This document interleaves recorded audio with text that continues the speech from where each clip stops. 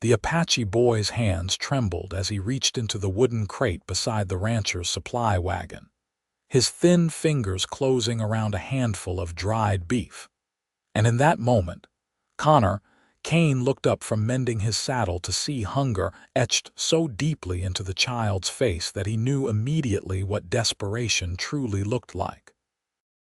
"Go on then," Connor said quietly, his voice carrying across the dusty yard of his ranch outside Laramie, Wyoming. "Take what you need." The boy froze, dark eyes wide with fear and confusion. He could not have been more than 10 years old, all sharp angles and sun-darkened skin, wearing clothes that had been patched so many times they were more thread than fabric. Connor set down his leather working tools and stood slowly, careful not to make any sudden movements that might spook the child into running.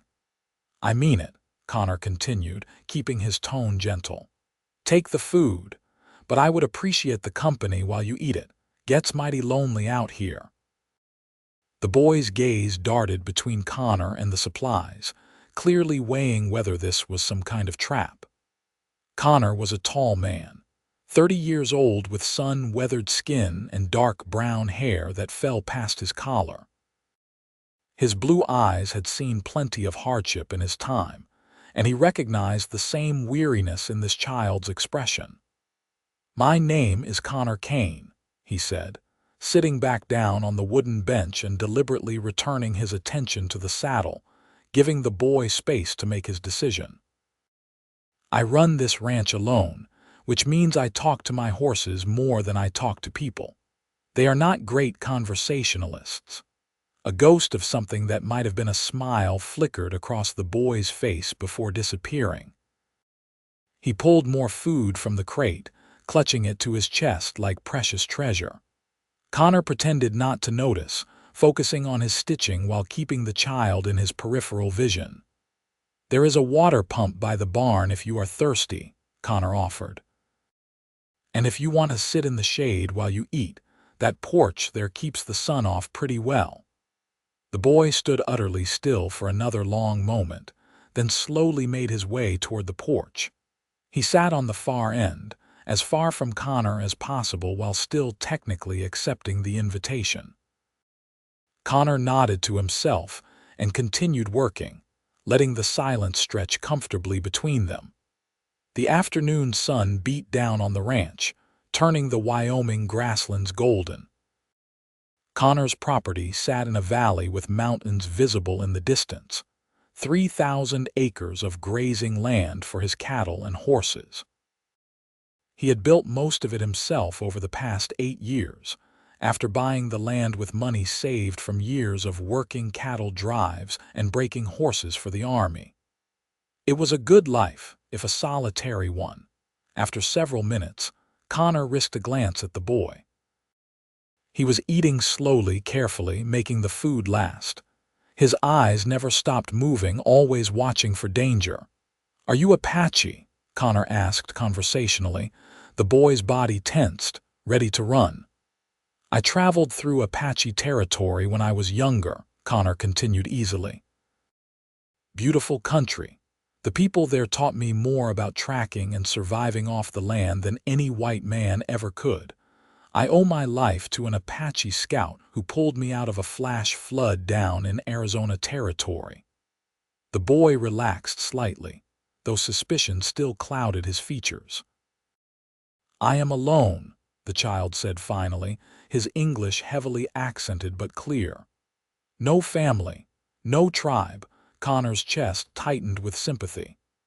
An Apache orphan in Wyoming territory in 1876 was in a precarious position. The conflicts between the United States government and various Apache bands had created countless refugees and orphans, children caught between two worlds and welcomed fully by neither. "That must be hard," Connor said simply. "How long have you been on your own?" The boy shrugged, a gesture that tried to convey indifference but only emphasized his vulnerability. "Many months, maybe 1 year." "What is your name?" Another long pause. My mother called me Swift Fox. White people at the mission called me Thomas. Which do you prefer, Swift Fox?" "Then Swift Fox it is," Connor said. He set aside his leather work and stood, stretching his back. "I need to check on the cattle in the north pasture before dark. I could use help if you are interested. Pay would be a hot meal and a safe place to sleep tonight." Swift Fox studied him with an intensity that seemed too old for his young face. "Why would you help me?" "Because someone once helped me when I needed it," Connor replied honestly. "And because I meant what I said about the company. This ranch is too quiet sometimes." The boy considered this, then nodded once, sharp and decisive. They worked together until sunset, Connor teaching Swift Fox how to check the cattle for injuries or signs of illness, how to count the herd to make sure none had wandered off. The boy was quick and observant, noticing things Connor pointed out after only one explanation. As the sky turned orange and purple, they rode back to the ranch house, Swift Fox perched behind Connor on his bay gelding. Connor made dinner while Swift Fox watched warily from a chair in the kitchen.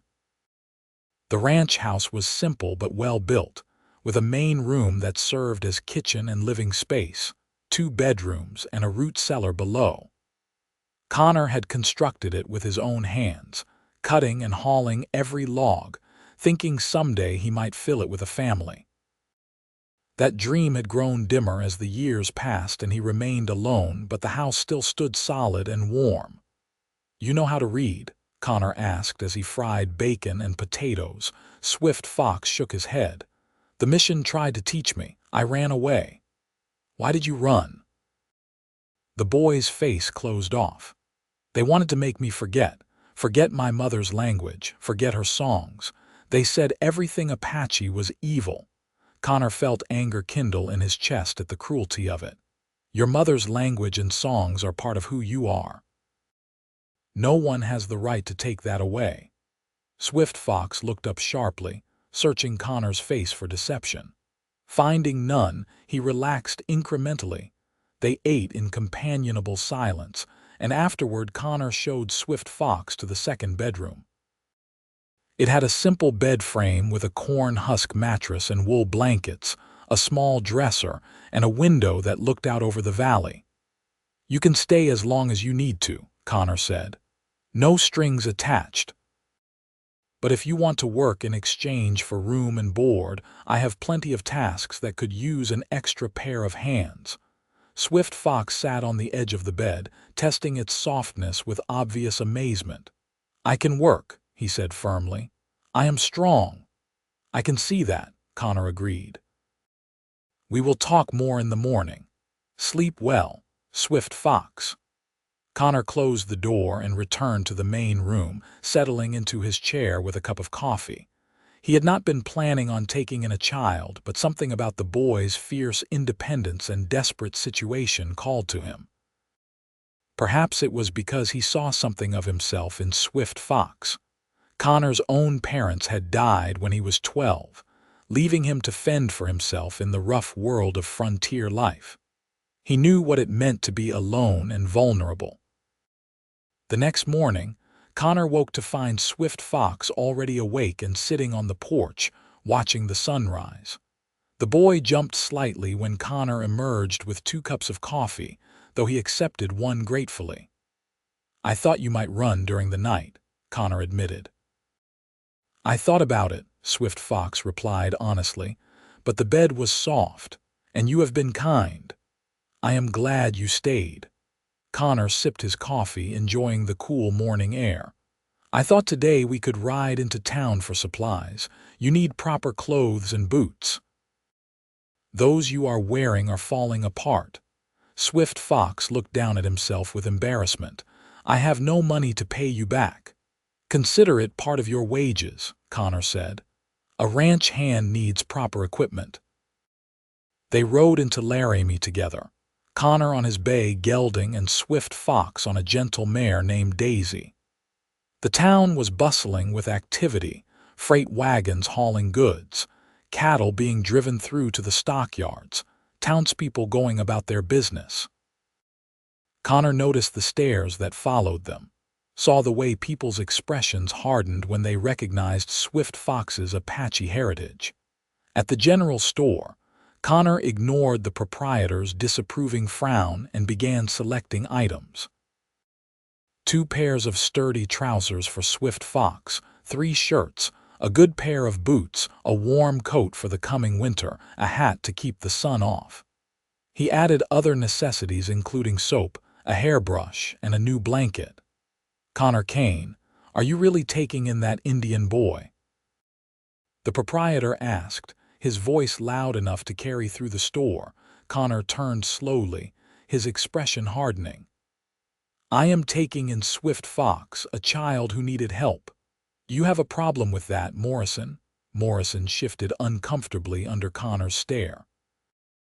Connor had a reputation as a fair man, but not one to be trifled with. Just seems like asking for trouble, is all. The only trouble I see is folks who think a hungry child should be turned away because of the color of his skin, Connor replied coldly. Now ring up these supplies. The transaction was completed in tense silence. As they left the store, Swift Fox looked up at Connor with something like awe. You defended me, the boy said quietly. Of course I did. You are under my protection now. Connor loaded the supplies onto Daisy's saddlebags. People can be ignorant and cruel, Swift Fox. Do not ever let them make you feel less than you are. They were preparing to mount up when a commotion broke out near the saloon. A woman's voice was raised in anger, and Connor turned to see a man roughly grabbing a young woman's arm, trying to drag her toward the alley. Let go of me, the woman shouted, struggling against his grip. Connor was moving before he consciously decided to intervene. The lady asked you to let go, he said firmly, his hand resting on the man's shoulder. The man spun around, revealing a face flushed with alcohol and anger. This is none of your business, Kane. She owes me money. Connor looked at the woman. She was perhaps 20 years old, with auburn hair pinned up under a simple bonnet and green eyes that blazed with fury and fear. Her dress was faded but clean, and she held herself with a dignity that belied her obvious distress. I owe him nothing, she spat. He is lying. She worked at my establishment for 3 weeks and then quit without notice, the man snarled. He was Frank Dutton, owner of one of Laramie's less reputable saloons. Cost me money training her. She owes me for that. That is not how employment works, Connor said evenly. And even if it was, you do not have the right to manhandle her in the street. Let her go. Dutton's eyes narrowed dangerously. Or what? Or I will make you let her go, and you will not enjoy the experience. For a moment, violence hung in the air between them. Then Dutton seemed to realize he had drawn a crowd, and that public opinion was not on his side, regardless of the woman's employment dispute. He released her arm with a shove that sent her stumbling backward. Connor caught her before she could fall. This is not over, Dutton growled before stalking back into his saloon. The woman straightened, brushing off her skirts with shaking hands. Thank you, but I could have handled him. I am sure you could have, Connor agreed diplomatically, but sometimes it helps to have witnesses. Are you all right? Did he hurt you? She rubbed her arm where Dutton had grabbed her. I will have a bruise, but I have had worse. Her eyes focused on Connor properly for the first time, and something flickered in their green depths. You are Connor Kane. You own the KK ranch outside town. Guilty as charged, and you are Charlotte Sutton. She glanced at Swift Fox, who had stayed close to Connor throughout the confrontation. Is this your son? This is Swift Fox. He works for me. Connor kept his voice neutral, waiting to see how she would react. Charlotte smiled at the boy, and it transformed her face from merely pretty to genuinely beautiful. Hello, Swift Fox. I am pleased to meet you. The boy nodded shyly, surprised by her warm greeting. What did Dutton mean about you working for him? Connor asked, though he thought he knew the answer. Women who worked in saloons occupied a complicated social position, not quite respectable but often having few other options. Charlotte's expression hardened. I was a serving girl at his establishment. I served drinks, nothing more, though he seemed to think I should be willing to provide other services. When I refused and then quit, he decided I owed him restitution. She laughed bitterly. More likely he is angry that I refused his advances. You have somewhere safe to stay? Connor asked. He strikes me as the type to hold a grudge. I have a room at the boarding house, but I cannot afford it much longer. I have been looking for other work, but respectable establishments do not want to hire someone who worked at a saloon, and less respectable ones expect more than I am willing to give. Connor made a decision that surprised even himself. Can you cook and keep house? Charlotte blinked in confusion. Yes, but what does that have to do with anything? The KK Ranch could use a housekeeper, Connor said. The pay is modest but includes room and board. The work is honest and the company is decent if I do say so myself. She stared at him suspiciously. Why would you offer me work? You do not know me. I know you refuse to compromise your principles even when it costs you your livelihood, Connor replied. I know you stand up for yourself, and I know Dutton is a snake who does not deserve to profit from making your life difficult. He paused. Also, Swift Fox and I are terrible cooks. Last night's bacon and potatoes were about the extent of my culinary abilities. Despite herself, Charlotte smiled. You are serious. You are truly offering me employment, completely serious. The ranch house has a spare bedroom. You would have your privacy and your independence. I promise you would be treated with respect.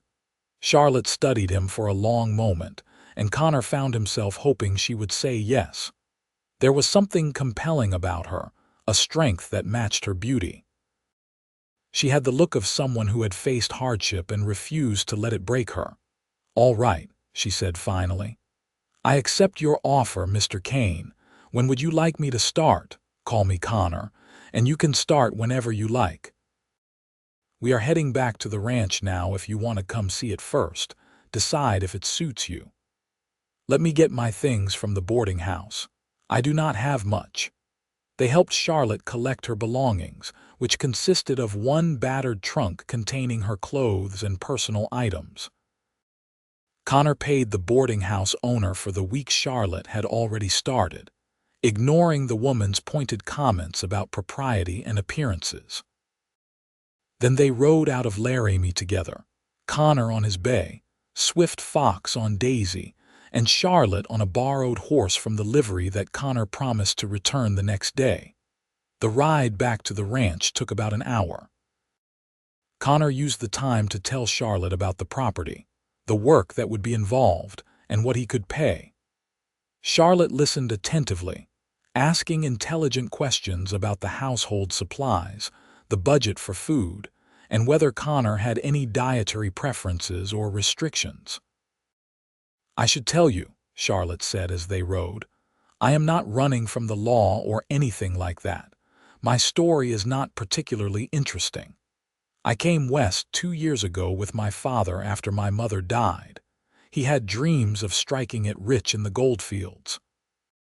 Instead, he caught pneumonia last winter and died within a week. I had no money to go back east, so I have been supporting myself as best I can. I am sorry about your father, Connor said sincerely. Losing a parent is never easy no matter how old you are. Thank you. Charlotte was quiet for a moment. May I ask you something? Why are you helping me? And Swift Fox, you seem to make a habit of taking in strays. Connor considered the question. I suppose I do not see people as strays. I see people who need help and I have the means to provide it. My parents taught me that if you have more than you need, you share with those who do not have enough. It is as simple as that. It is not simple at all, Charlotte said softly. Most people would not bother. Most people only care about themselves. Then most people are fools, Connor replied. We all need help sometimes. I certainly have. When they reached the ranch, Connor gave Charlotte a proper tour. He showed her the barn where the horses were stabled, the paddocks and pastures, the cattle grazing on the hillsides, and finally the house itself. Charlotte examined everything with a critical eye, and Connor could see her mentally cataloging tasks and making plans. The house is well built, she said approvingly, but it could use a woman's touch. When was the last time those curtains were washed? Connor looked at the curtains as if seeing them for the first time. When I hung them 4 years ago. Charlotte shook her head, but she was smiling. Men. All right, Connor Kane, you have yourself a housekeeper. Show me the kitchen and let me see what I have to work with. That evening, they sat down to the best meal the ranch house had seen in years. Charlotte had somehow transformed the basic supplies in Connor's pantry into roast chicken with vegetables, fresh biscuits, and apple cobbler for dessert. Swift Fox ate with single-minded determination, clearly amazed by the abundance and quality of the food. This is incredible, Connor said honestly. If I had known you could cook like this, I would have offered you twice the salary. Do not get any ideas about renegotiating, Charlotte said, but her eyes sparkled with pleasure at the compliment. This is actually simple fare. Wait until I have time to properly stock the pantry. After dinner, Charlotte insisted on cleaning up while Connor and Swift Fox tended to the evening chores. When Connor came back inside, he found Charlotte had not only washed the dishes but had also swept the floor, organized the pantry, and was now attacking the dusty curtains. You do not have to do everything in one night, Connor said, amused. I like to keep busy, Charlotte replied. Besides, I am used to working. It feels good to do it in a place where I feel safe. Something in her tone made Connor look at her more carefully. It doesn't hurt you. Beyond grabbing your arm, I mean. Charlotte's hand stilled on the fabric she was washing. He tried. Once. I hit him with a whiskey bottle and made it clear that if he touched me again, I would do worse. That was 3 weeks ago. After that, he made my life so miserable at the saloon that I had no choice but to quit. Anger flared in Connor's chest again, hot and protective. If he comes near you again, you tell me immediately. I can take care of myself, Charlotte said firmly, but then her expression softened. But thank you. It has been a long time since anyone cared enough to worry about me. Their eyes met across the room, and Connor felt something shift in his chest. Charlotte was beautiful, yes, but it was more than that. There was a warmth to her, a strength and resilience that called to something deep inside him. He found himself wanting to know everything about her, to hear her laugh, to see her smile.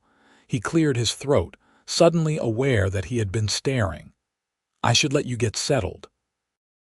If you need anything, my room is just there. Do not hesitate to knock. Good night, Connor, Charlotte said softly, and thank you again, for everything. Good night, Charlotte. Connor lay awake for a long time that night, listening to the familiar sounds of his house with 2 new additions. Swift Fox was a quiet sleeper, but occasionally Connor heard the boy shift in his bed. From Charlotte's room came softer sounds, the rustle of fabric as she unpacked her trunk, the creak of floorboards as she moved about. He had not been expecting his life to change so dramatically in the span of a single day. Yesterday, he had been alone. Today, he had a young boy who needed guidance and protection, and a woman who made his pulse quicken with just a smile. It was exhilarating and terrifying in equal measure. The next few weeks fell into a comfortable rhythm. Connor and Swift Fox worked the ranch during the day, mending fences, tending cattle, breaking horses, and handling the 1,000 other tasks that kept a ranch running.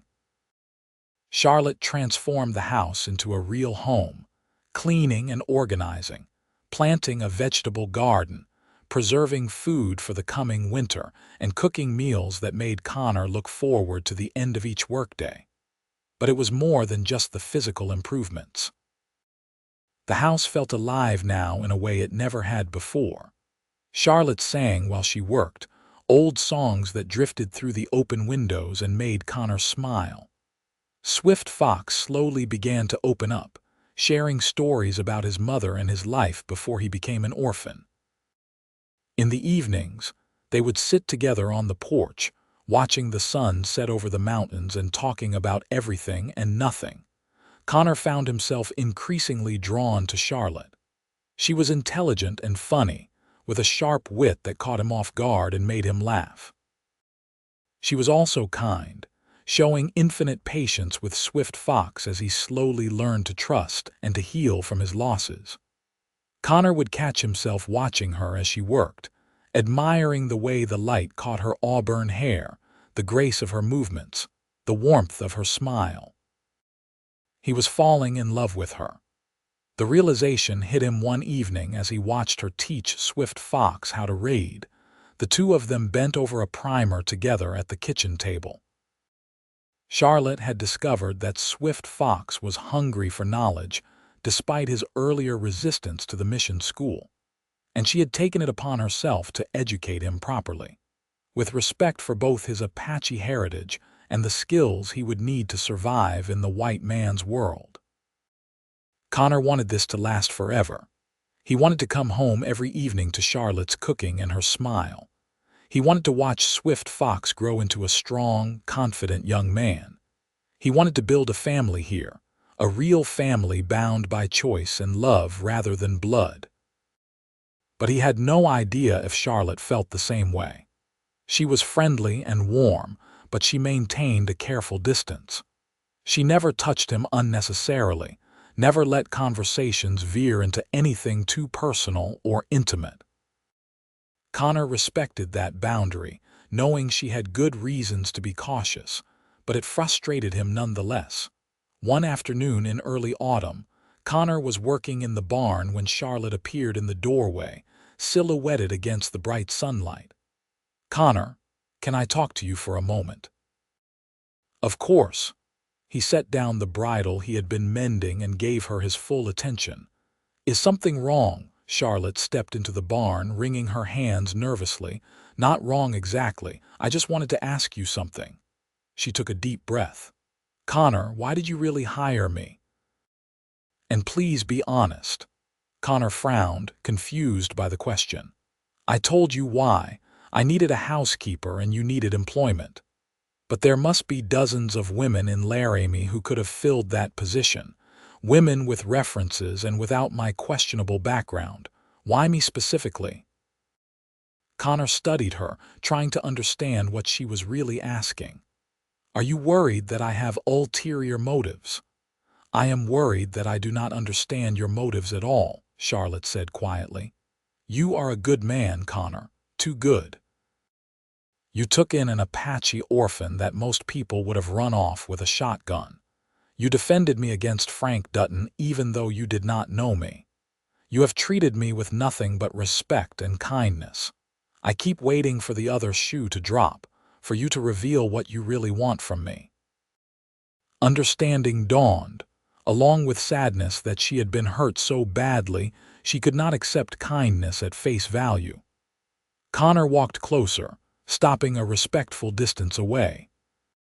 "Charlotte, I am going to be honest with you, but I want you to know that this honesty does not change anything about your employment or your place here.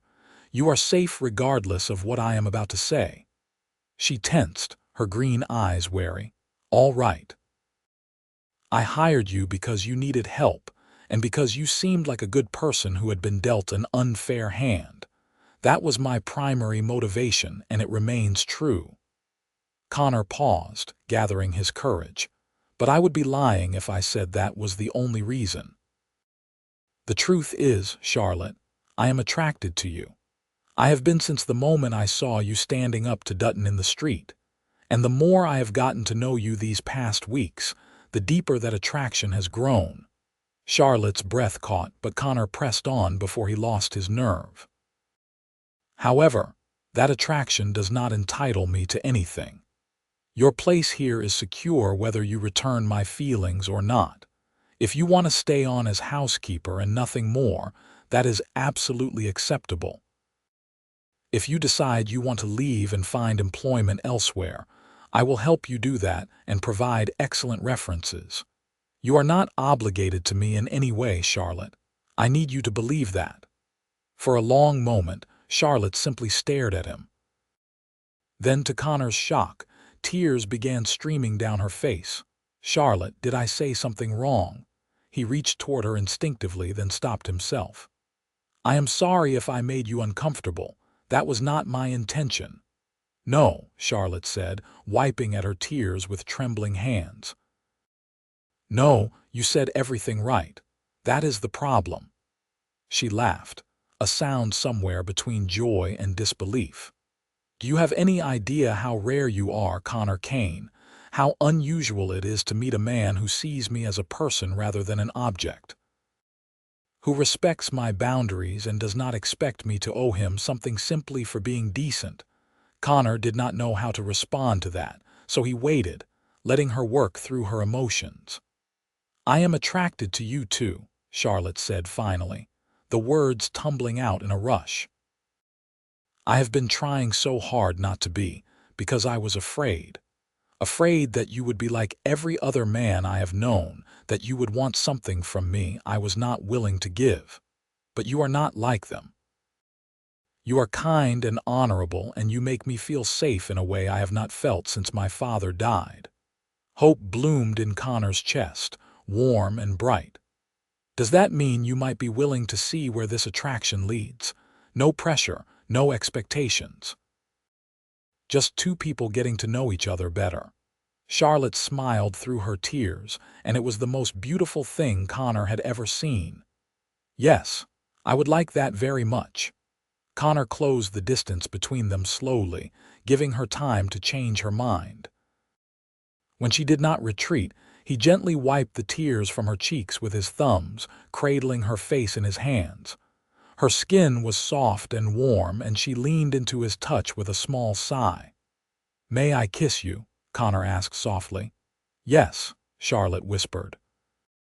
The kiss was gentle and sweet, a tender exploration rather than a passionate demand. Charlotte's lips were soft against his, and she tasted faintly of the cinnamon she had been using in her baking. When they finally pulled apart, both of them were breathing hard and Charlotte's cheeks were flushed pink. That was nice, she said, a shy smile playing at her lips. Nice, Connor pretended to be offended. Just nice. I will have to do better next time. There is going to be a next time. If you want there to be, as many next times as you want, Charlotte laughed, the sound full of genuine happiness. I definitely want there to be. They were interrupted by Swift Fox calling from outside, asking Connor for help with one of the horses. They broke apart reluctantly, and Charlotte straightened her dress and hair while Connor tried to compose himself. We should probably tell Swift Fox, Connor said. I do not want him to feel like we are keeping secrets from him. Agreed, Charlotte said. Though I am not sure how to explain adult relationships to a 10-year-old boy. We will figure it out together.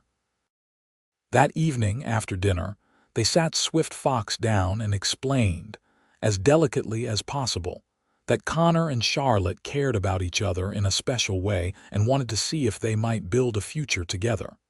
Swift Fox looked between them solemnly.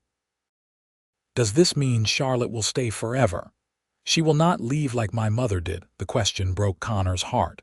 Your mother did not leave you by choice, Swift Fox. She would have stayed if she could have. I know, the boy said quietly, but she is still gone. Everyone leaves eventually. Charlotte knelt in front of Swift Fox, taking his hands in hers. I cannot promise that nothing will ever happen to me. Life is uncertain and sometimes sad things occur. But I can promise that I will not leave you by choice. You have become very important to me, Swift Fox. You and Connor both. This place feels like home now, and I do not want to leave.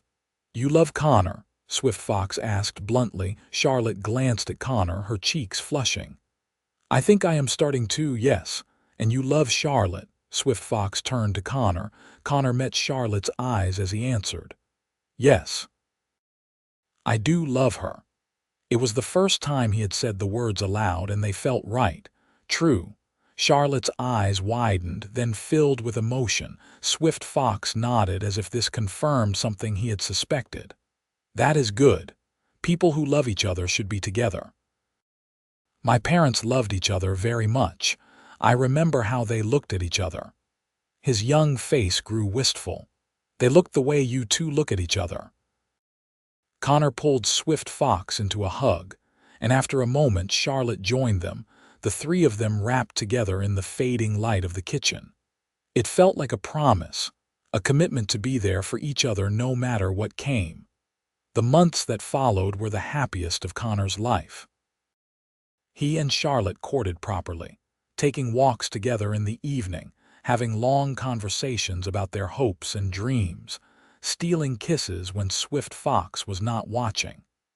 They were careful not to rush, both of them aware that what they were building was too precious to risk by moving too fast. Winter came to Wyoming, blanketing the ranch in snow and forcing them to spend more time inside. Charlotte continued teaching Swift Fox his letters and numbers, and she also began teaching him to cook. The boy took to it enthusiastically, proud to be learning skills that would make him useful. Connor watched his little family grow closer and felt a contentment he had never known before. The house was full of warmth and laughter, even as the temperature outside dropped below freezing. They roasted chestnuts in the fireplace and played card games at the table. Charlotte taught them both songs from her childhood, and Swift Fox shared Apache stories his mother had told him. One evening in December, as they sat together by the fire, Charlotte leaned her head on Connor's shoulder. I never thought I could be this happy, she said softly. After my father died, I thought my life would be nothing but struggle and loneliness. You changed everything, Connor. Connor kissed the top of her head, breathing in the lavender scent of her hair. You changed everything for me too. I did not realize how lonely I was until you and Swift Fox came into my life. Are you going to get married? Swift Fox asked from his spot on the floor, where he was whittling a piece of wood into the shape of a horse. Connor and Charlotte exchanged glances. They had talked about marriage in abstract terms, both agreeing that it was something they wanted eventually, but they had not discussed timing. Would you like it if we got married? Connor asked carefully. Swift Fox considered the question seriously. Yes, then we would be a real family. And Charlotte could not leave even if she wanted to, because married people stay together. Charlotte smiled sadly. Marriage is not a guarantee, Swift Fox, but I can tell you that I want to marry Connor very much, and when we do, it will be because we choose to build a life together. That choice is stronger than any legal document. But the legal document does not hurt, Connor added. He turned to Charlotte, his heart pounding. What do you think? Should we make it official? Are you proposing to me, Connor Kane? Charlotte asked, her eyes sparkling with amusement and love. Not properly. I do not even have a ring.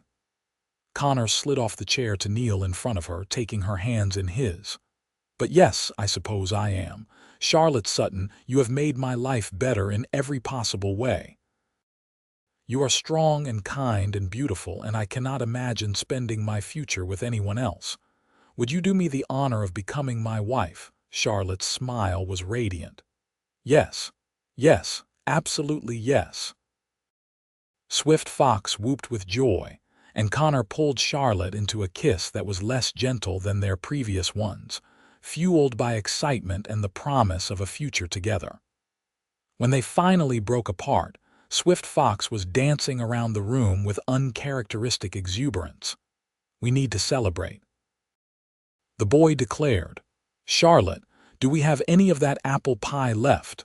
I think we can manage that, Charlotte said, laughing through happy tears. And tomorrow we will ride into Laramie to buy a ring and set a date. Spring, Connor said decisively.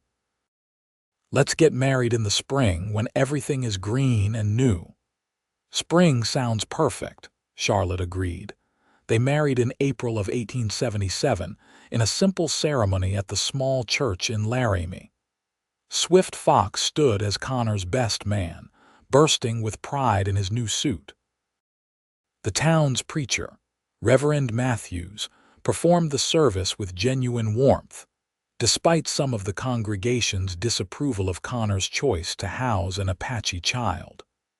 Connor and Charlotte had decided that the opinions of small-minded people were not worth worrying about. Charlotte wore a dress of pale blue silk that she had sewn herself, with wildflowers from the ranch woven into her hair. She looked like something out of a dream, and when she walked down the aisle toward him, Connor had to blink back tears. "Dearly beloved," Reverend Matthews began, "we are gathered here today to witness the union of Connor Kane and Charlotte Sutton in holy matrimony." The ceremony was brief but meaningful.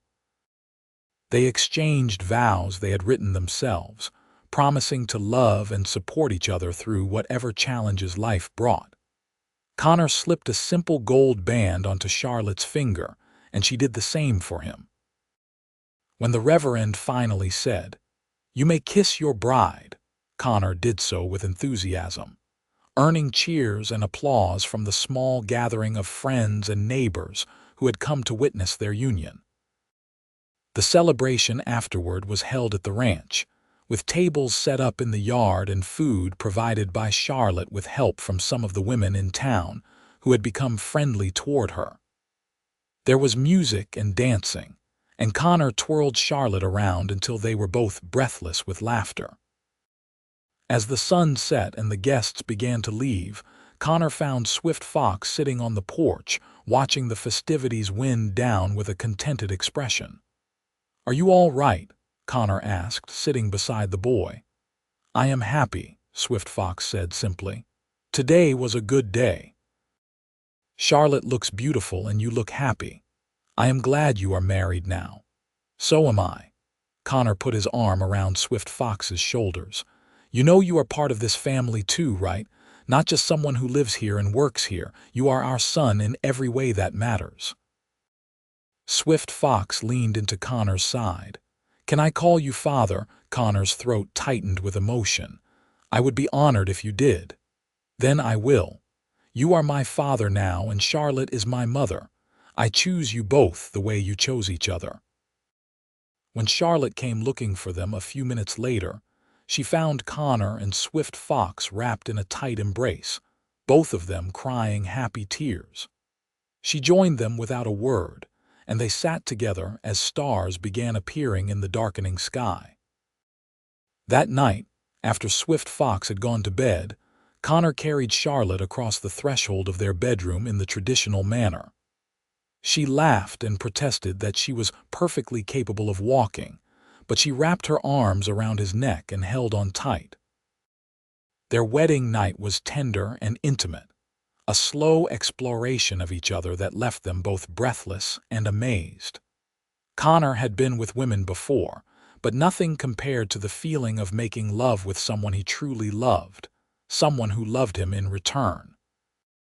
Charlotte was shy at first but grew bolder as the night went on, and by the time dawn crept through the windows, they were tangled together in complete contentment. "Good morning, Mrs. Kane," Connor murmured, kissing her shoulder. "Good morning, husband," Charlotte replied, turning to face him with a radiant smile. "How are you feeling?" "Like the luckiest man in Wyoming territory, possibly the entire West."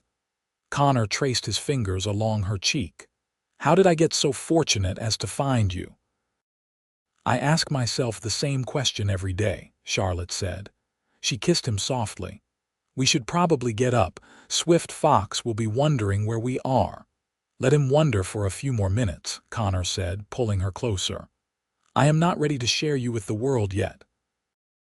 They eventually made their way downstairs to find that Swift Fox had already started breakfast.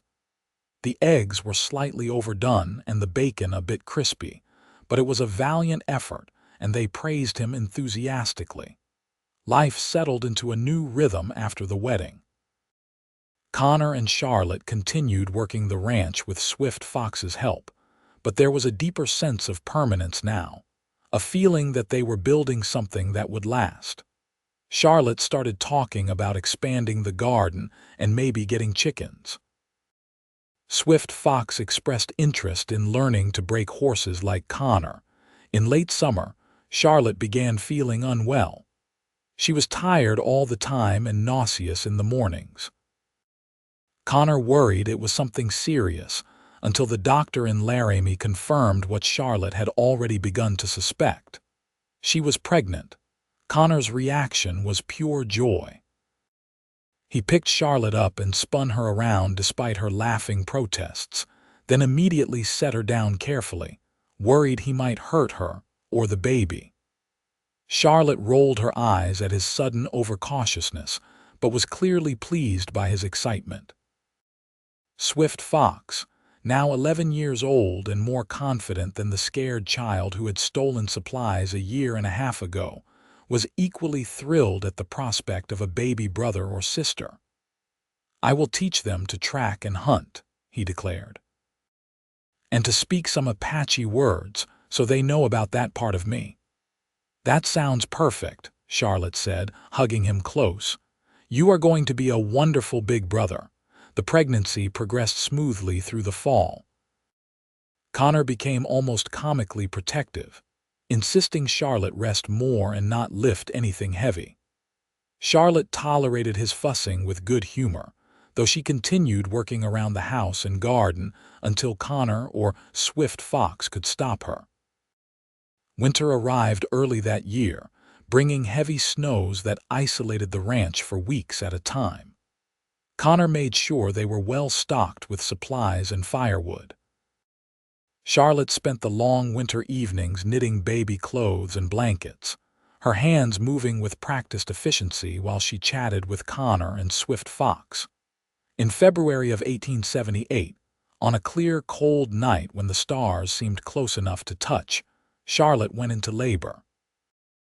Connor had planned to ride for the doctor, but the baby came too fast. With Swift Fox's help boiling water and fetching supplies, Connor delivered his own son in their bedroom, his hands shaking but steady as he caught the tiny, squalling infant. "It is a boy," Connor said, his voice choked with emotion. "Charlotte, we have a son." Charlotte was exhausted but glowing as Connor placed the baby in her arms. The infant had wisps of dark hair and eyes that would probably turn brown like his father's. He was perfect. "What should we name him?" Charlotte asked. They had discussed names but never settled on one. Connor looked down at his newborn son, feeling overwhelming love and protectiveness. "What about Jacob?" he suggested. "Jacob Kane." "Jacob," Charlotte repeated, testing the name. "Yes, I like it. Hello, Jacob." "Welcome to the family." Swift Fox peered at his new brother with fascination. "He is so small. Was I this small once?" "Everyone starts out small," Connor said, ruffling Swift Fox's hair. "But they grow up strong if they are loved properly, and this little one is going to be very loved." The first few months with a newborn were exhausting but wonderful. Jacob was a relatively easy baby, though he had a powerful set of lungs when he wanted attention. Connor and Charlotte took turns walking him during the night, and Swift Fox proved surprisingly helpful, entertaining the baby with silly faces and songs when Charlotte needed a break. Spring came, bringing green grass and wildflowers and the sense of renewal that Connor always associated with this time of year. Jacob grew stronger, his eyes brightening with curiosity about the world around him. Connor would carry him around the ranch, pointing out horses and cattle and mountains, telling him stories about all of it. One afternoon in May, as Connor and Charlotte sat on the porch watching Swift Fox play with Jacob in the yard, Charlotte leaned against Connor's shoulder with a contented sigh. "Can you believe how much has changed in 2 years?" she asked. "2 years ago I was alone and afraid, working in a saloon and wondering if my life would ever get better. Now look at us. We have a home, a family, everything I ever dreamed of." "I was thinking the same thing," Connor admitted. "2 years ago I was lonely, talking to my horses because I had no one else. Then a brave young boy stole some food, and I asked him to stay for company. That one small choice led to all of this. You regret it, taking in an orphan boy and a saloon girl with nowhere else to go?" Charlotte asked teasingly. Connor turned to face her, his expression serious. "Not for a single second. You and Swift Fox and Jacob are the best things that ever happened to me. You are my family, Charlotte. You are my everything." "And you are mine," Charlotte said softly, kissing him with a sweetness that still made his heart race even after more than a year of marriage. They were interrupted by Swift Fox running up to the porch, Jacob giggling in his arms. "Father!" Jacob laughed. "I made a funny sound and he laughed." Connor and Charlotte gathered around to witness this milestone, and sure enough, when Swift Fox repeated his ridiculous sound, Jacob let out a gurgling laugh that filled them all with joy. Life continued in this happy vein for several years. The ranch prospered, Connor's reputation for fair dealing and quality livestock bringing him steady business. Swift Fox grew into a capable young man, skilled in both ranch work and the Apache traditions his mother had taught him. He never forgot his heritage, but he also found a place for himself in this new life he had built with Connor and Charlotte. Jacob grew from infant to toddler to a rambunctious little boy with his father's blue eyes and his mother's auburn hair. He adored his older brother Swift Fox and followed him everywhere, chattering constantly in the way young children do. In the spring of 1881, Charlotte gave birth to their second child, a daughter they named Cassidy. She had Connor's dark hair and Charlotte's green eyes, and from the moment she entered the world, she had her father wrapped around her tiny finger. Swift Fox, now 15 and nearly a man, was fiercely protective of both his younger siblings. He taught Jacob to ride and track, told both children stories about their Apache grandmother they would never meet, and generally took his role as big brother very seriously. One evening, as they all sat together after dinner, Swift Fox cleared his throat nervously. "I need to tell you something," he said, addressing Connor and Charlotte. "I have been thinking about my future." Connor felt a flutter of anxiety. Swift Fox was old enough to leave now if he wanted to. Had they failed him somehow, made him feel unwelcome? "I want to stay here," Swift Fox continued, as if reading Connor's thoughts. "This is my home. You are my family, but I also want to learn more about my Apache heritage. There is a group of Apache people living peacefully near Fort Russell. Some of them knew my mother's family.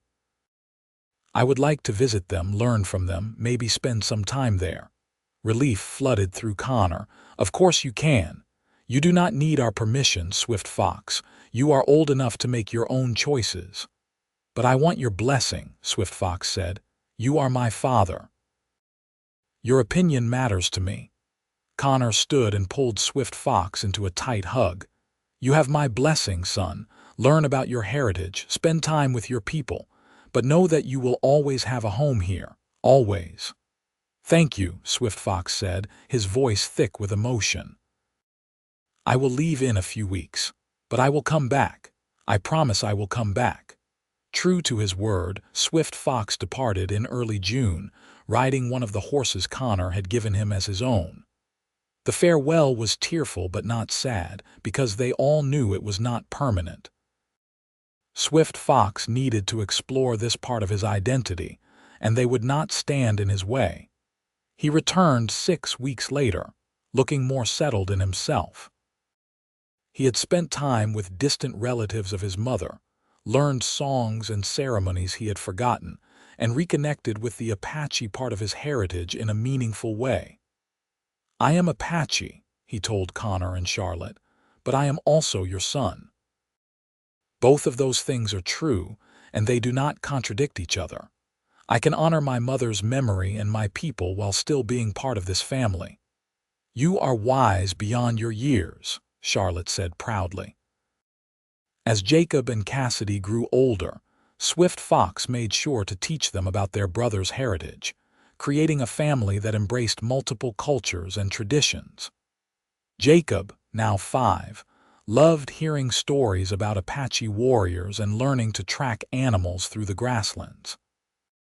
Cassidy, 3 years old and precocious, demanded to know why girls could not be warriors too. "Girls can be anything they want to be," Charlotte told her firmly. "Do not let anyone tell you otherwise." Connor could not have been prouder of the family they had built.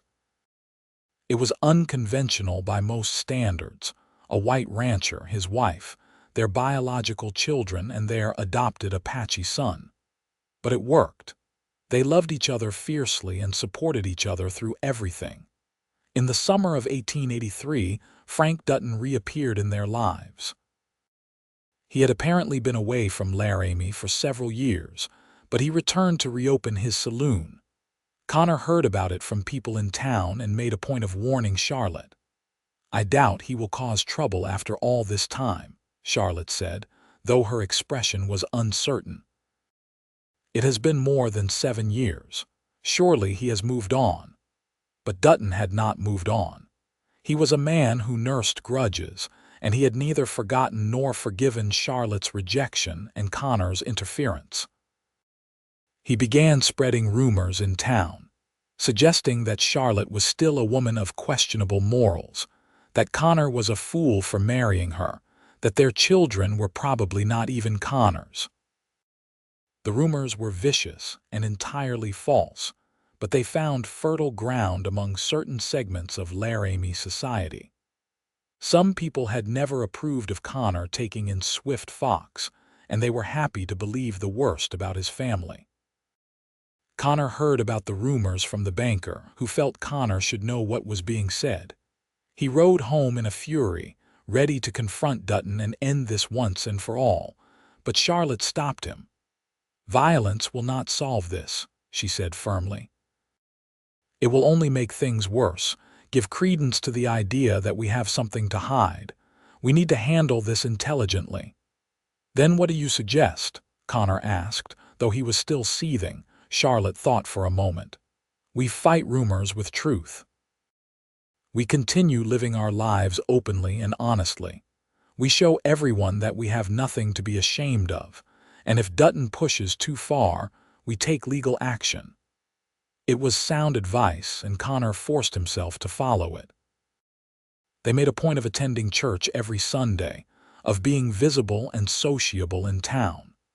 Charlotte held her head high despite the whispers and stares, and gradually, people began to see the rumors for what they were: the spiteful lies of a bitter man. The situation came to a head one afternoon when Connor was in town buying supplies. He emerged from the general store to find Dutton confronting Charlotte and the children on the street. Jacob, now 7, stood protectively in front of his mother and sister while Swift Fox, 17 and nearly as tall as Connor, glared at Dutton with barely contained fury.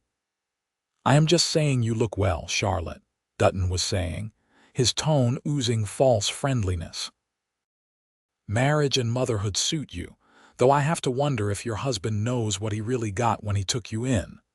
"Dutton, walk away," Connor said coldly, stepping between the man and his family. "Now. Or what, Kane? You will hit me, in front of all these witnesses and your children." Dutton laughed. "I am just having a conversation with an old acquaintance." "You are harassing my wife," Connor said, his voice dangerously quiet. "And you have been spreading lies about my family. I have been patient because Charlotte asked me to be, but my patience has limits. Threats now." "How civilized." Dutton looked around at the gathering crowd. "You all see this. Connor Kane, the great defender of Indians and fallen women, threatening an honest businessman." "Honest?" Swift Fox spoke up, his voice sharp with contempt. "You would not know honesty if it bit you. You are a liar and a coward, picking on women and spreading rumors because you cannot accept rejection." Dutton's face flushed with anger. "You Apache savage, you do not get to speak to me that way. That was a mistake." The racial slur brought several people in the crowd to Swift Fox's defense, including men who had previously been neutral or even sympathetic to Dutton. Whatever his heritage, Swift Fox was known in Laramie as a hard worker and a good young man. Insulting him crossed a line. "I think you should leave, Dutton," said Marcus Wells, owner of the hardware store. "We do not take kindly to that kind of talk here. The Kane family has never done anything but contribute to this community," added Sarah Foster, the school teacher. "While you have done nothing but cause trouble since you came back to town." Dutton looked around, realizing he had lost the crowd. With a final glare at Connor and Charlotte, he stalked off down the street. Connor put his arms around Charlotte, who was shaking with a mixture of anger and relief. "Are you all right?" "I am fine," Charlotte said. "Thank you for not hitting him as much as he deserved it." "I wanted to," Connor admitted, "but you were right. This way was better." Swift Fox knelt down in front of Jacob and Cassidy, who both looked upset and confused. "Do you know what just happened?" he asked gently.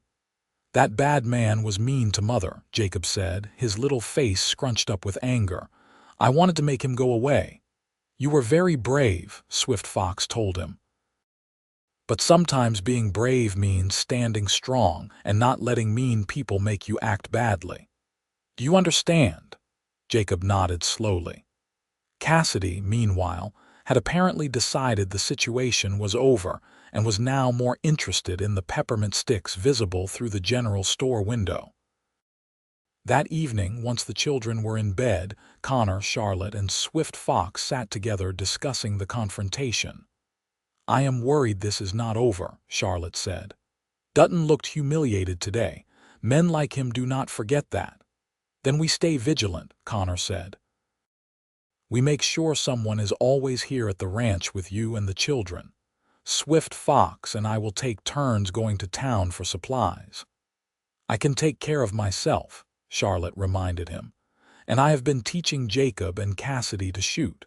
Even Cassidy can hit a target at 10 paces now." Connor had to smile at that. His daughter had inherited her mother's determination and then some.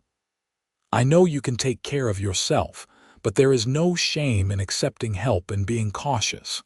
Their caution proved warranted.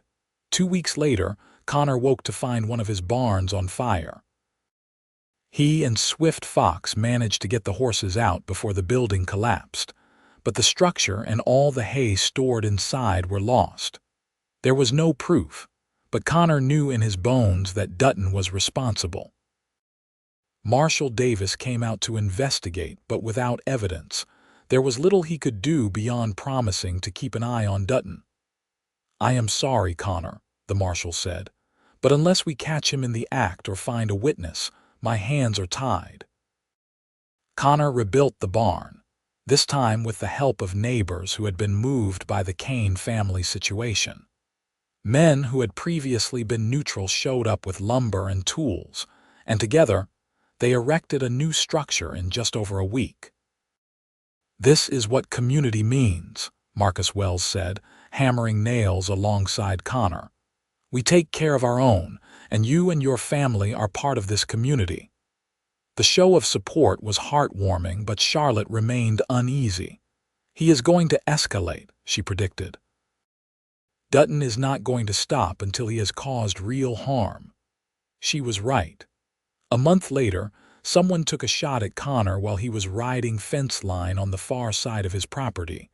The bullet missed, but not by much. Connor rode hard for home, his heart pounding with fear not for himself but for his family. They called the marshal again, but again there was no proof. Connor knew he needed to end this, but he was not sure how to do it without resorting to violence or breaking the law. The solution came from an unexpected source. One evening, a young woman appeared at their door, bruised and frightened. Her name was Margaret, and she worked at Dutton's saloon.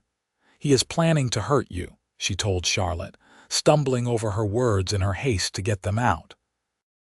"He has been drinking and raving about making you pay, about burning down your house with everyone in it. I could not stay silent. I do not care what he does to me anymore. I had to warn you." Connor and Charlotte exchanged horrified glances. "Margaret, you are very brave to come here," Charlotte said, guiding the shaking woman to a chair. "Tell us everything." Margaret explained that Dutton had become increasingly unhinged, his obsession with punishing the Kane family consuming him. He had been the one who set the barn fire and who had shot at Connor. He kept a journal detailing his plans, which Margaret had seen when cleaning his rooms above the saloon. "Would you be willing to testify to what you have seen?" Connor asked. "To tell the marshal about this journal?" Margaret nodded, though fear was evident in her eyes. "If you promise to protect me, he will kill me if he finds out I talked." "You have my word," Connor said solemnly. "You can stay here until this is resolved. No one will hurt you under my roof." They rode to town immediately, leaving Swift Fox to guard the ranch and the children. Marshal Davis listened to Margaret's testimony with growing anger, then organized a posse to arrest Dutton. They found him in his rooms above the saloon, drunk and raving. The journal Margaret had described was right there on his desk, filled with paranoid rantings about Charlotte and detailed plans for revenge. There was also the rifle he had used to shoot at Connor, still uncleaned. Dutton was arrested and jailed. His trial was brief, the evidence overwhelming. He was sentenced to 20 years in territorial prison for attempted murder and arson. As the marshal led him away, Dutton screamed threats at Connor and Charlotte, but they only tightened their hold on each other and walked away. Margaret stayed at the ranch for several months, healing both physically and emotionally from her time with Dutton. Charlotte helped her find legitimate work in town as a seamstress, and the young woman eventually rebuilt her life into something she could be proud of. With Dutton finally out of their lives, the Kane family could focus on the future without looking over their shoulders. Connor and Charlotte made plans to expand the ranch, buying additional acreage and increasing their herd. Swift Fox, now 18, had become an invaluable partner in the operation, and Connor began discussing making him a part owner. "You have earned it," Connor told him one evening. "You work as hard as I do, and you care about this place as much as anyone. It seems right that you should have an ownership stake." Swift Fox was moved beyond words. "I never imagined I would own land," he said. "When I was stealing food from your supplies because I was starving, I certainly never thought I would be a landowner." "Life is strange that way," Connor agreed. "The most important moments often come from the smallest choices. I chose to offer company to a hungry child, and it changed everything." The years continued to pass in relative peace. Jacob grew into a bright, energetic boy who loved the ranch and dreamed of being a cowboy like his father. Cassidy proved to be stubborn and independent, insisting on learning everything her brothers knew and refusing to be left out of any activity just because she was a girl. In 1887, Charlotte gave birth to their third child, another boy they named Caleb. Swift Fox, now 21, and courting a young woman from the Apache community near Fort Russell, doted on his new baby brother with endearing enthusiasm. Connor, now 41 years old, sometimes marveled at how his life had turned out. He had a wife he loved more with each passing day, 4 children who filled his home with laughter and chaos, and a successful ranch that provided well for them all. It was more than he had ever dared dream of during those lonely years before Swift Fox stole his supplies. One evening, as he and Charlotte sat on the porch watching the sunset, She leaned her head on his shoulder with a contented sigh. "You remember the day we met?" she asked. "When you defended me from Dutton in the street?" "I remember thinking you were the bravest woman I had ever seen," Connor said. "Standing up to him like that, refusing to be cowed even though you were afraid. I remember thinking you were either incredibly kind or incredibly foolish," Charlotte admitted with a laugh. "Possibly both. Then when you offered me work, I was certain you had ulterior motives." "I did have ulterior motives," Connor said. "I wanted to get to know you better. I wanted to see that fire in your eyes every day. I wanted to give you a reason to smile." Charlotte turned to kiss him, the gesture familiar and comfortable after 10 years of marriage but still capable of making Connor's heart race. "You succeeded beyond my wildest dreams. You gave me everything, Connor. A home, a family, safety, love. Everything I needed and everything I did not even know I wanted." "You gave me just as much," Connor replied. "You made this house a home. You loved Swift Fox like your own son. You gave me 3 more beautiful children.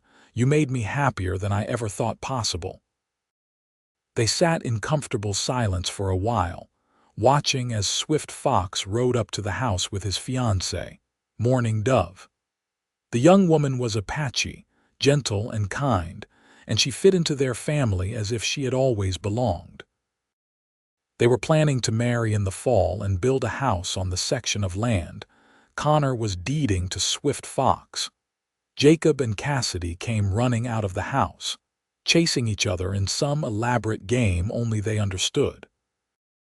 Inside, baby Caleb was probably being rocked to sleep by the young woman from town who helped Charlotte with the housework now that they could afford it. "This is what I always wanted," Connor said softly.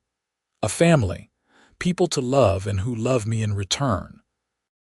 Purpose and meaning beyond just surviving day to day. And to think it all started with a hungry orphan and a bag of dried beef," Charlotte mused. "Best investment I ever made," Connor said firmly. Swift Fox and Mourning Dove joined them on the porch, and soon Jacob and Cassidy climbed up too, demanding attention and telling stories about their day. The porch was crowded and noisy and perfect. Later that night, after everyone had gone to bed, Connor stood in the doorway of each child's room watching them sleep. Jacob, now 11, sprawled across his bed with complete abandon. Cassidy, 9 years old and already showing signs of becoming as beautiful as her mother, clutched a rag doll Charlotte had made her. Baby Caleb slept in the cradle beside Connor and Charlotte's bed, his tiny fists curled beside his head. Connor returned to his own room to find Charlotte already in bed, reading by lamplight. She smiled as he entered. "Checking on the children?" she asked. "Just making sure they are all really there," Connor admitted. "Sometimes I still cannot believe this is my life." "Well, believe it," Charlotte said, setting aside her book and patting the bed beside her. "This is real and it is ours, and we built it together." Connor climbed into bed and pulled her into his arms, breathing in her familiar scent. "I love you, Charlotte Kane. I have loved you since the moment I saw you refusing to back down from a man twice your size. And I love you, Connor Kane. I have loved you since the moment you offered me dignity and respect when I had been shown neither for so long." They fell asleep wrapped around each other, content in the knowledge that they had built something lasting and true. The years continued in this fashion, bringing both challenges and joys as all years do. There were harsh winters and dry summers, sick cattle and broken equipment, the 1,000 small disasters that made up ranch life. But there were also births and marriages, celebrations and milestones, love and laughter filling every corner of the Kane homestead. Swift Fox married Mourning Dove in a ceremony that blended Apache traditions with Christian customs, creating something beautiful and unique. They built their house on Kane land and soon welcomed their own daughter, giving Connor and Charlotte their first grandchild. The little girl, named Sarah after Charlotte's mother, had her father's dark eyes and her mother's gentle smile. Jacob grew into a capable young man, taking on more responsibility at the ranch and proving himself as skilled with horses as his father. Cassidy remained independent and spirited, eventually deciding she wanted to be a teacher like Miss Foster in town.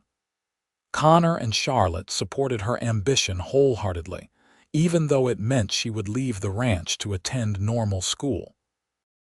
Caleb, the baby of the family, grew up surrounded by love and turned out to be the most bookish of all the Kane children. He loved reading more than ranching, though he did his share of chores without complaint. In 1895, Connor turned 49 years old. He had gray threading through his dark hair now, and lines around his eyes from years of squinting into the sun. But he was healthy and strong, still capable of a full day's work on the ranch. Charlotte, 43, was as beautiful to him as the day they met. Her auburn hair had a few silver strands now, but her green eyes still sparkled with intelligence and humor. She had grown into her role as matriarch of the Kane family, managing not just her own household, but helping mourning Dove with baby Sarah, and maintaining connections with the Apache community through her daughter-in-law. One evening, as 3 generations of Kanes gathered for Sunday dinner, Connor looked around the crowded table and felt overwhelming gratitude. Swift Fox sat with mourning Dove and little Sarah, now 3 years old and chattering away in a mixture of English and Apache. Jacob, 18 and courting a rancher's daughter from the next county, was animatedly describing a horse he wanted to buy. Cassidy, home on break from school, was telling them about her studies and her plans to return to Laramie to teach after graduation. Caleb, 8 years old, had his nose in a book even at the dinner table until Charlotte gently reminded him to put it away and join the conversation.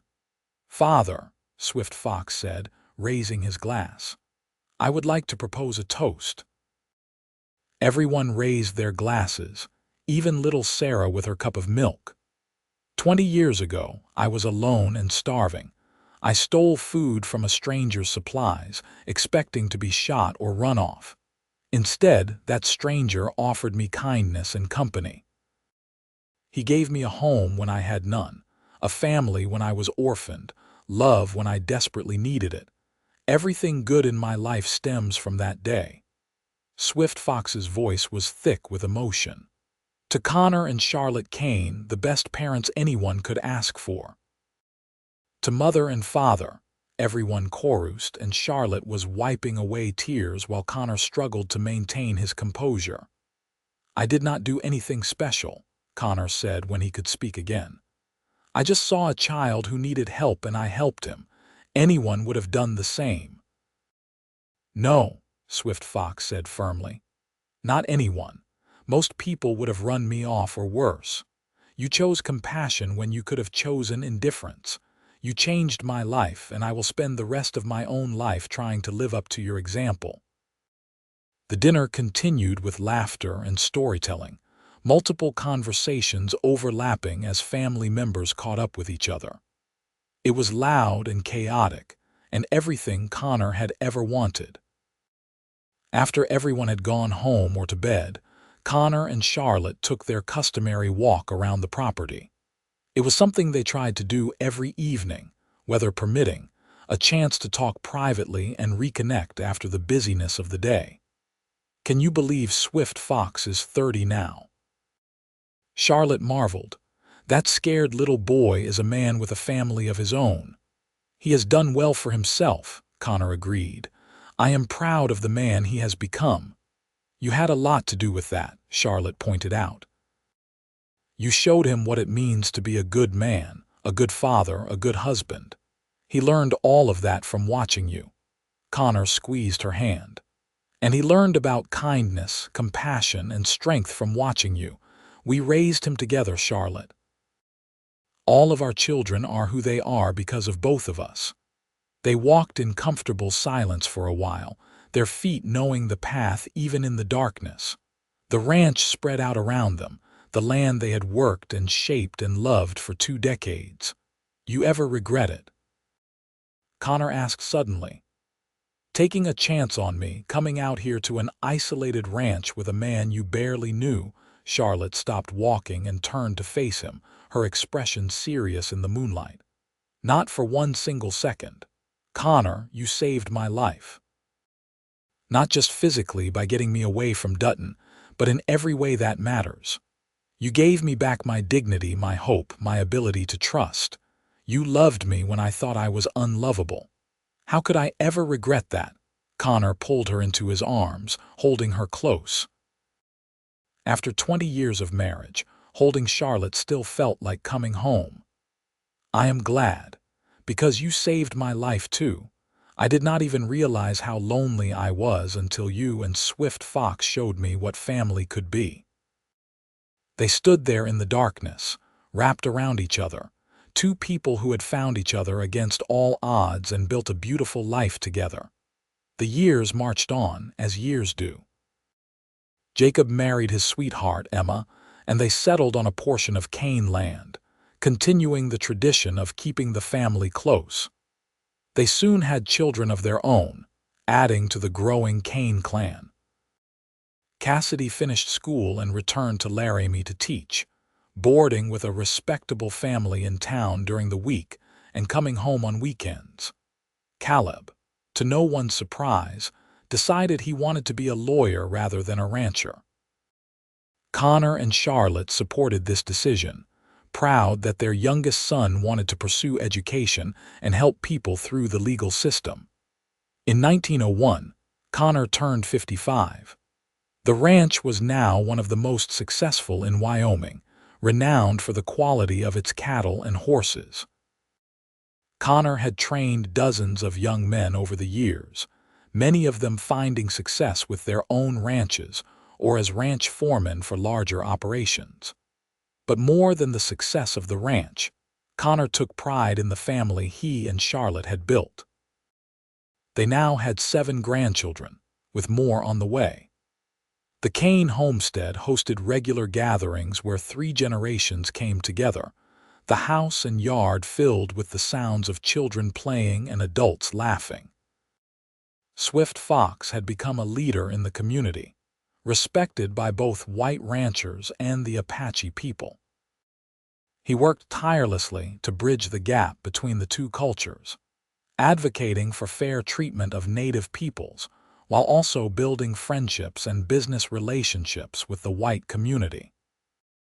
Mourning Dove worked alongside him, teaching Apache language and traditions to their children and to any others who wanted to learn. One evening, as Connor and Charlotte celebrated their 25th wedding anniversary, surrounded by their children and grandchildren, Connor stood to make a speech. 25 years ago, I married the most remarkable woman I have ever known. Charlotte, you have been my partner, my best friend, and the love of my life. You have made every day brighter simply by being in it. Our children and grandchildren are proof of the love we share, and I could not be more grateful for the family we have built together." He turned to address the whole gathering. "But our family started even before Charlotte came into my life. 25 years ago, a brave young boy chose to trust me enough to accept my offer of food and company. Swift Fox, you were my first child, even though we had no blood relation. You taught me what it meant to be a father, and you made my life immeasurably better." Swift Fox stood and embraced Connor, both men unashamed of the tears streaming down their faces.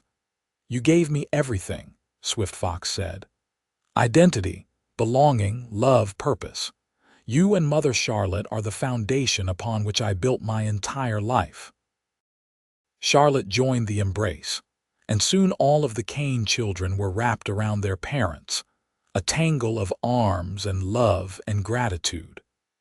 The grandchildren watched with wide eyes, sensing they were witnessing something important even if they did not fully understand what. When everyone finally separated, wiping away tears and laughing at themselves, Charlotte raised her own glass. "To family," she said simply. "Not just blood, but bonds forged by choice and strengthened by love.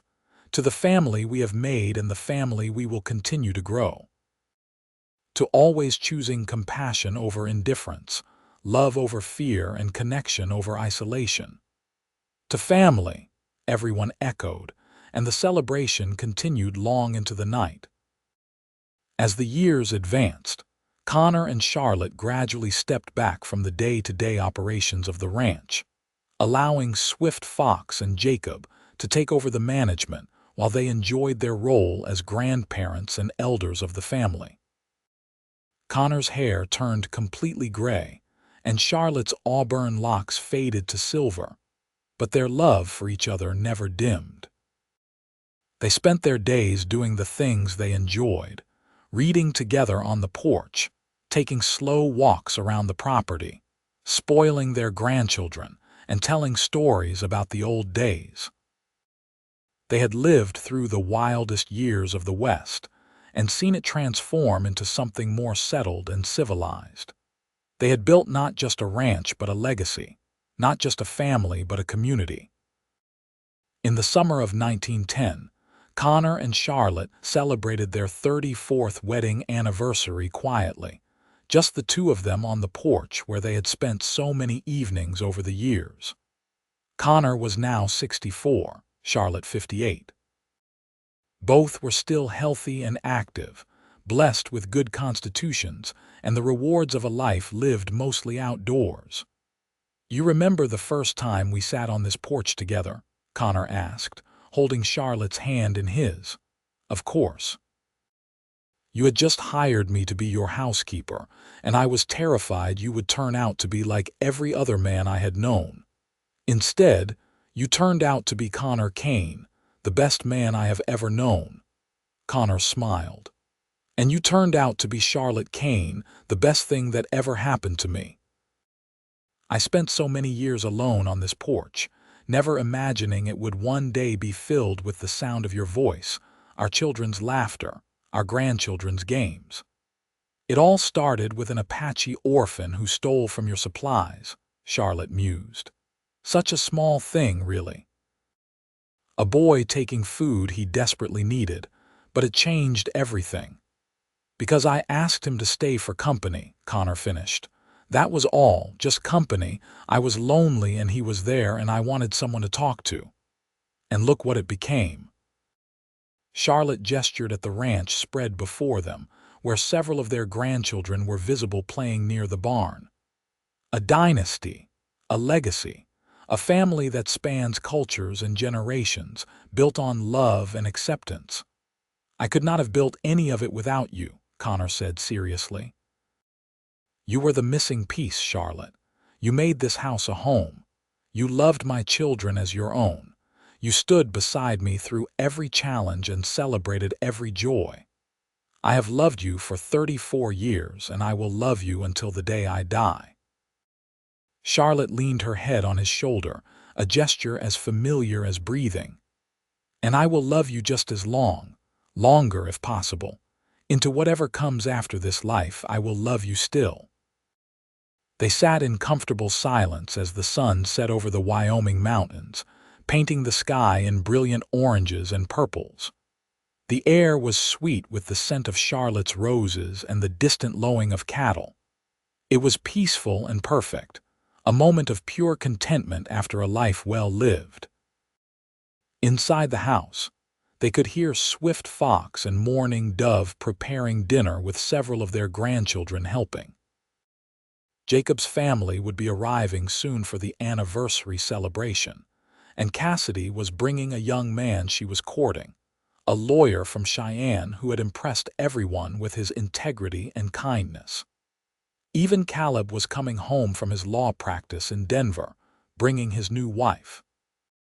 The Kane family had grown and spread, but they always came together, always made time for each other, always remembered the values that Connor and Charlotte had instilled in them. Compassion, acceptance, hard work, loyalty, and above all, love. Love that transcended blood and culture.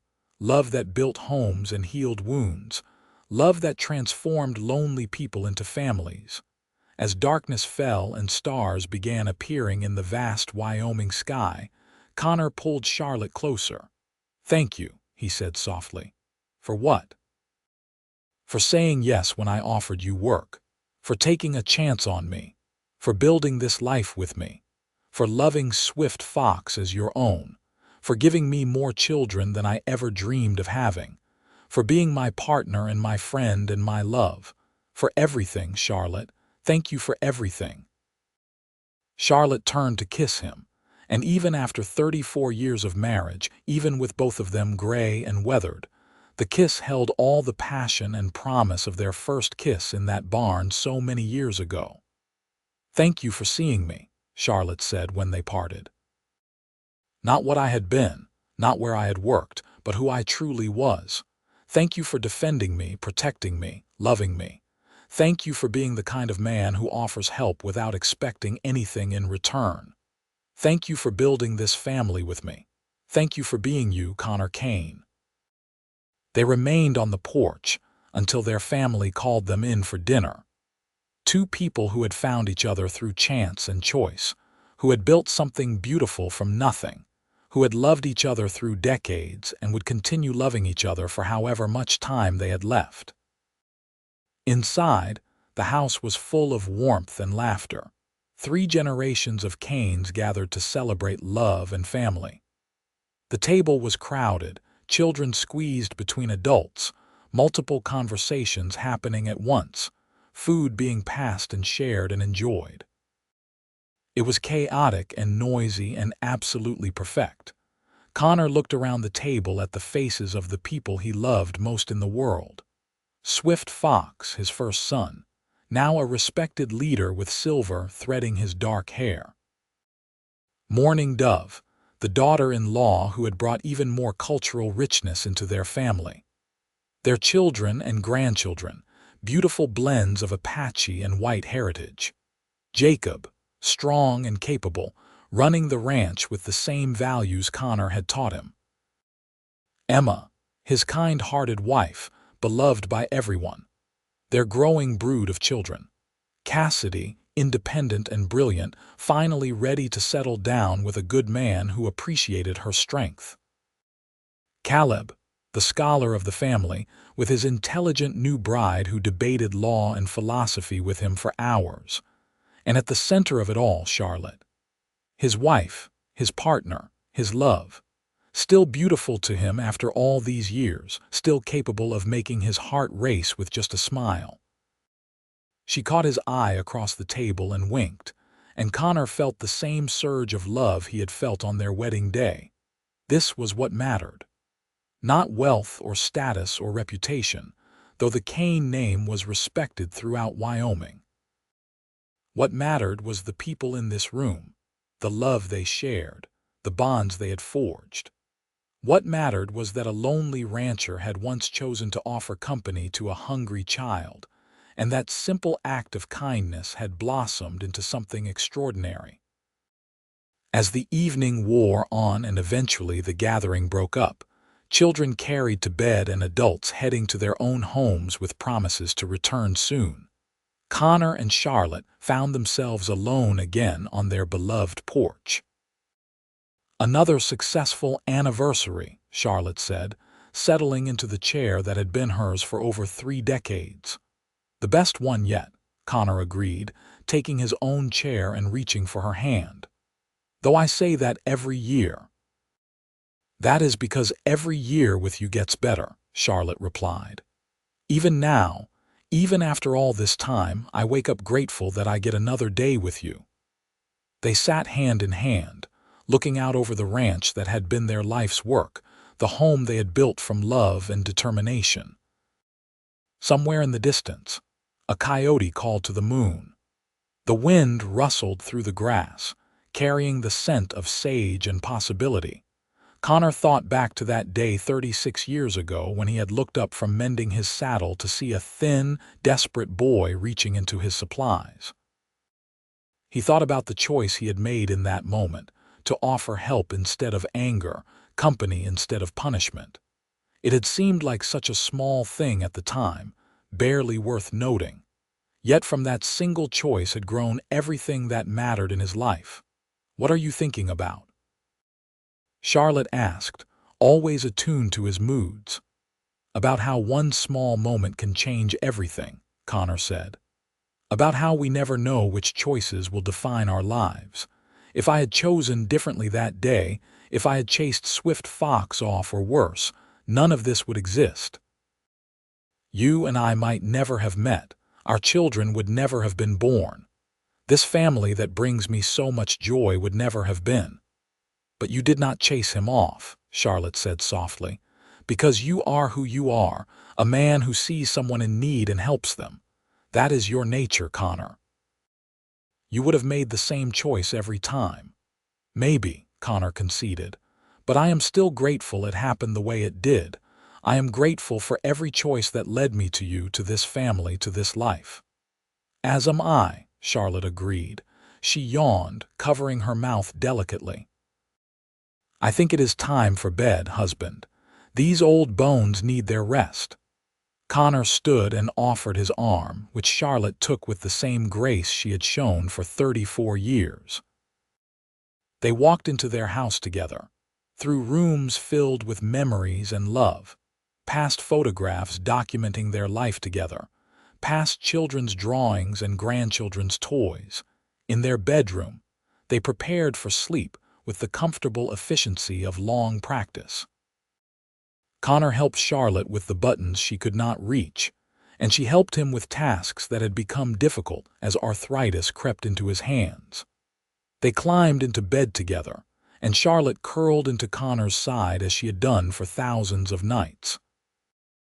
"I love you, Charlotte Kane," Connor murmured into her silver hair. "I love you, Connor Kane," Charlotte replied, her voice already drowsy with approaching sleep. They drifted off together, content in the knowledge that they had lived well and loved deeply, that they had built something that would outlast them both, that their story would be told by their children and grandchildren for generations to come. The story of an Apache orphan who stole from a rancher's supplies, and the rancher who said, "Take what you need, but stay for company." The story of a lonely man who offered kindness to a stranger and found a son. The story of a woman who took a chance on hope and found a home. The story of two people who built a family from love and choice and unwavering commitment to each other. It was a good story, a true story, a story worth telling. And they lived it together every day until their final days, never taking for granted the gift they had been given, always grateful for the small choice that had changed everything, always choosing love over fear, compassion over indifference, connection over isolation. Years later, long after Connor and Charlotte had passed into legend and memory, their great-grandchildren would still gather at the Kane Ranch for reunions. They would walk the land their ancestors had worked, sleep in the house Connor had built, and tell the story of how it all began. With an Apache orphan, desperate and alone, stealing food from a stranger's supplies, and a rancher with a kind heart who said, "Take what you need, but stay for company." From such small moments, empires are built. From such simple choices, legacies are born. From such unlikely beginnings, love stories that span generations are written. The Kane family stood as proof that family is not defined by blood but by choice, that love is not constrained by culture or circumstance, that kindness has the power to change the world one person at a time. Connor and Charlotte's story became the foundation upon which dozens of other love stories were built as their descendants carried forward the lessons they had learned. Be kind. Help those in need. Love without reservation. Build bridges instead of walls. Choose compassion always. These were the Kane family values, passed down through the generations, living on long after Connor and Charlotte themselves had returned to the earth they had worked and loved. And it all started with an Apache orphan who stole from his supplies, and the rancher who said, "Take what you need, but stay for company."